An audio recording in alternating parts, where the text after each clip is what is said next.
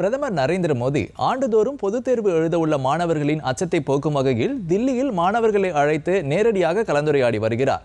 இது மாணவர்களின் தன்னம்பிக்கையையும் மேம்படுத்தும் வகையில் அமைந்துள்ளது. இது குறித்த ஒரு செய்தி தொகுப்பை தற்போது பார்க்கலாம்.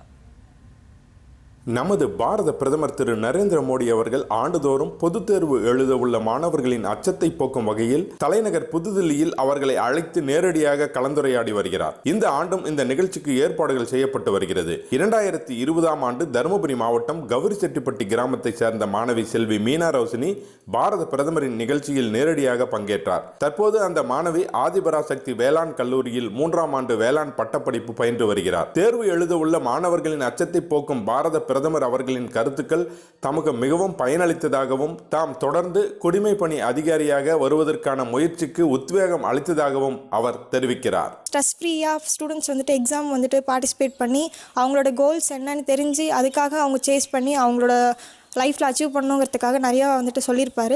ஸோ அவர் சொன்னது ரொம்ப யூஸ்ஃபுல்லாக இருந்தது. என்னோட பெரிய இன்ஸ்பிரேஷனாகவே மாறிட்டார் அந்த ப்ரோக்ராம் அட்டென்ட் பண்ணதுக்கப்புறம். பிகாஸ் அவர் ரொம்ப கைண்ட் அண்ட் ஃப்ரெண்ட்லியாக இருந்தார் எல்லா ஸ்டூடெண்ட்ஸ்கிட்டையுமே.